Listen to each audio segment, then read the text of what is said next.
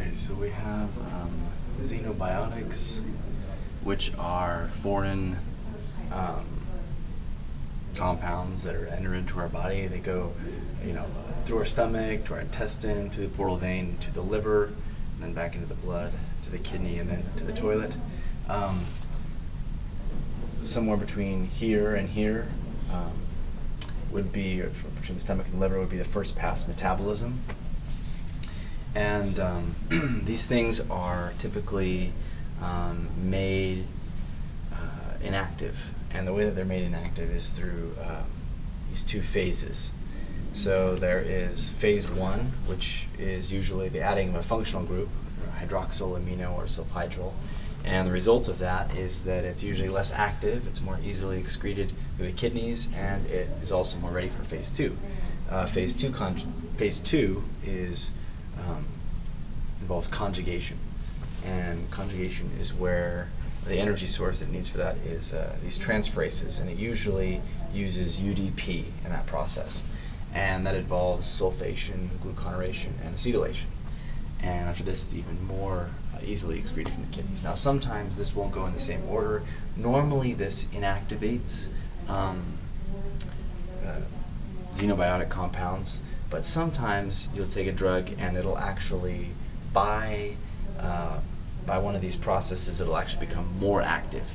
And when that happens, when something becomes more active, that's called a prodrug.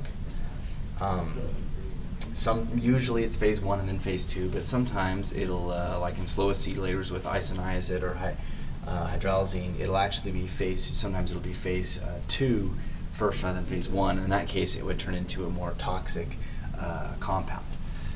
The way that this typically works is you have these little microsomes that break off from the ER, the endoplasmic reticulum, and they're going to have some enzymes attached to them, these multifunction oxidases or monooxygenases. And in order for these to work, they need NADPH. And in the process of being oxidized, it involves two enzymes, NADPH cytochrome P450 reductase and CYP cytochrome P450 enzyme. And occasionally, though, you're going to have people who will have genetic differences in the way that different drugs are handled. And one of the common ones, which is noted here, is back that up a little bit so you can see the top. I still can't see it very well. Is succinylcholine, and a little polymorphism in the gene that codes for pseudocholinesterase can cause really bad respiratory paralysis in some people. Another one is the brisequin or spartine, and a polymorphism in CYP2D6 can result in some people, like 3% of whites and 33% of Saudi Arabians. There'll be this difference. 33% of whites have a slow action of CYP2D6, and 33% of Saudis will have fast oxidation, which will result in them getting abdominal pain. And it'll change between codeine and morphine really quickly. Mephenitoin, I don't know how to say that, involves sometimes a polymorphism with CYP2C19, in which case it'll make it a really dangerous soporific. I don't know what that means, but I think it's toxic. And other cases, people have big differences in how their body handles warfarin, and that involves polymorphism in CYP2C9.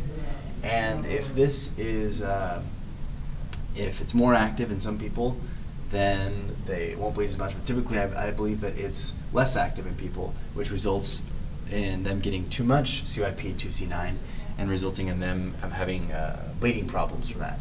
Another one is the one I mentioned earlier, the isoniazid or hydralazine, the slow acetylators, where the phase two occurs first and it ends up being toxic. And I think that's it. Oh, also, some other ones to note here is CYP1A2, and that involves, it's induced by cruciferous